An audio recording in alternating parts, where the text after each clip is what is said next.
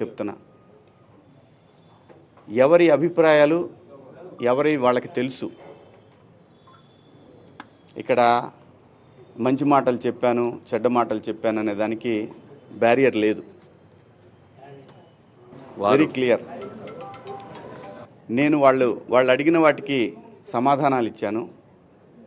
వాళ్ళు మళ్ళీ ఏదన్నా ఉంటే నాకు కాల్ చేస్తూ ఉన్నారు, నాకు మెసేజ్ పంపుతా ఉన్నారు. నేను అన్నాను, నా వల్ల ఎవరన్నా ఇబ్బంది పడినారని మీకు నేను ఇబ్బంది పెట్టానని మీకు ఎవరన్నా డైరెక్ట్గా వచ్చి కంప్లైంట్ ఇస్తే అప్పుడు కూడా నేను వచ్చి మీకు సమాధానం చెప్తాను మేడం అని చెప్పాను. థ్యాంక్ యూ అండి. కనిపిస్తుందండి. సో అపాలజీ చెప్పారు, కానీ ప్రకాష్ రాజ్ మాత్రము ఇప్పటికీ చెత్తగా మాట్లాడాడు. శివాజీ ఆడవాళ్ళ పట్ల గౌరవమే లేదు అని చెప్తున్నాడు. ఏం చెప్తారు మీరు? నేను ఇంకా చూడలేదండి, చూసినాక చెప్తాను. ఆయన సార్ మీరు ఇచ్చిన ఎక్స్ప్లెనేషన్ తోనే ఇప్పుడు ఈ మహిళా కమిషన్ యాక్సెప్ట్ చేశారా సార్? మీ మాటలకి కట్టుబడే ఉన్నారా? కేవలము 2 మాటలే పొరపాటుగా అన్నాను అన్నది మాత్రమే వెనక్కి తీసుకుంటున్నారు. వాళ్ళకి ఏవైతే నచ్చలేదో వాటికి నేను క్షమాపణ చెప్పాను.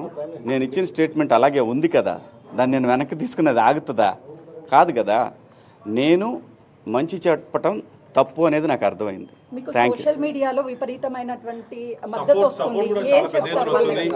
నేను అనేది ఒకటే, ఏమవుతుందంటే ఎవరినో పొగిడిన తర్వాత ఇంకో ఎవరినో విమర్శించినట్టు అవుతుంది. కాబట్టి ఈ విషయాన్ని ఇంతటితో వదిలేద్దాం. దయచేసి అందరూ కూడా ఎవరి అంతరాత్మలకు వాళ్ళకి తెలుసు ఏం జరుగుతుందనేది. అందరి అభిప్రాయాలను గౌరవిద్దాం. ఫైనల్లీ సోషల్ మీడియాలో మద్దతు పెరుగుతుంది కాబట్టి ఇక మీద నుంచి కూడా అవేర్నెస్ కల్పిస్తూనే ఉంటారా? ఈ లైన్ స్టాండ్ శివాజీ ఒకటి కేవలం ఒక్కరిద్దరు మాత్రమే వ్యతిరేకించారు, బయట సామాన్య ప్రజలందరూ కూడా మీ వెంబడి ఉన్నారు, మద్దతు ఇస్తున్నారు. సో దీనికి మీరేమంటారు? నేను అవకాశం ఇచ్చానండి, కొంతమందికి మాట్లాడే అవకాశం ఇచ్చాను. ఇక్కడ నాకు అర్థమైంది ఏంటంటే, నువ్వెంత నీ బతుకెంత అంటున్నారు, వాళ్ళని గౌరవిస్తాను. ఇప్పుడు మీరు చెప్పిన దాంట్లో కూడా నా మీద అంత నా వెనకాలే ఉండి నా మీద కుట్ర చేశారన్న అదే నేను అనేది. నేను ఎవరికి భయపడను. అంటే మీకు బాధగా అనిపిస్తుందా? నేను బతుకు తెరువుకు వచ్చేవాడిని, ఇక్కడ కాకపోతే కష్టపడేవాడిని, ఇంకో చోట పోయి బతుకుతా. అంతేగాని ఆత్మాభిమానం చంపుకొని ఎవడికో భయపడి, ఎవడో బెదిరిస్తే, ఎవడో వార్నింగ్లు ఇస్తే భయపడే రకాన్ని కాదు. అంత మాత్రం చేత వ్యవస్థలను గౌరవించకుండా, నేనుంటున్న పరిశ్రమను గౌరవించకుండా అంత విలువలు లేని బతుకు నేనైతే బతకట్లేదు. ఇదైతే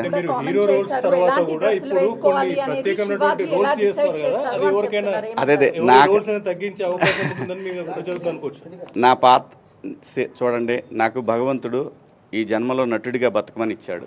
బతికే బతుకులో సమాజానికి ఉపయోగపడే విధంగా బతకమని చెప్పాడు. నేను అలాగే బతుకుతున్నా.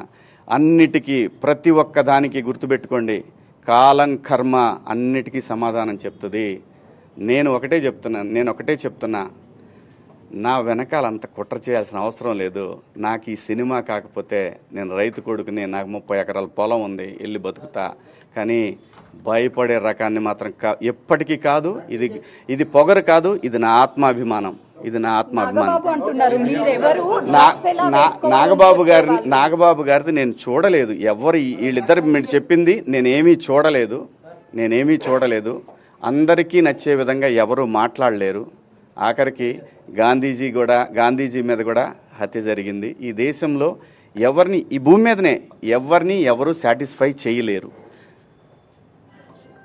యథార్థవాది, లోక విరోధి. తెలీదండి అన్ని. అదే ఎవరు కుట్ర పన్నుతున్నారు ఏంటనేది కనిపిస్తానే ఉంది. వాళ్ళకి ధైర్యం చిచ్చి పాపం వాళ్ళకి ఏం సంబంధం లేదు. వాళ్ళ అమాయకులు అంతే. నేను మహిళలకి చెప్పాల్సింది ఏమీ లేదు. దయచేసి ఒరే అబ్బాయిలో, మన ఇంట్లో ఆడవాళ్ళు ఉన్నారు, వీళ్ళని నాకు తెలిసి మొన్న కూడా అది క్రేజీలో జరిగిన ఇన్సిడెంట్. ఒక ఆర్టిస్టులు కనపడ్డప్పుడు జనాలు, పిల్లలు ఎగబడతారు. అదేమైందంటే ఇబ్బందికరంగా అనిపిస్తుంది. ఆ పాపం వాళ్ళకేంటంటే, నేను భాష రాదని మాత్రమే చెప్పాను కానీ లేకపోతే ఆ సలహా కూడా ఇచ్చేవాడిని కాదు.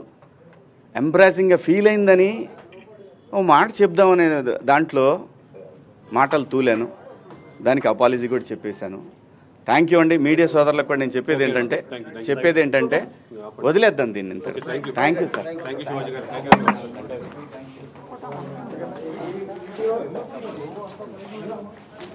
పైకి పెట్టినా కూడా మా దాంట్లో వస్తుంది. మా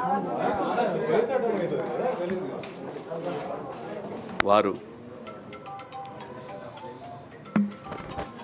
దండోరా ఫంక్షన్లో నా ద్వారా వచ్చిన అన్పార్లమెంటరీ లాంగ్వేజ్ మీద నేను చెప్పిన మాటలు కొంతమందికి నెగిటివ్గా కన్వే అవటం వల్ల వారు నాకు నోటీసులు ఇచ్చారు. ఆ నోటీసులకి సమాధానం వారికి సవివరంగా ఇచ్చాను. నా ఉద్దేశం నేను చెప్పానండి. ఇందులో అన్పార్లమెంటరీ వర్డ్స్ వచ్చినాయి.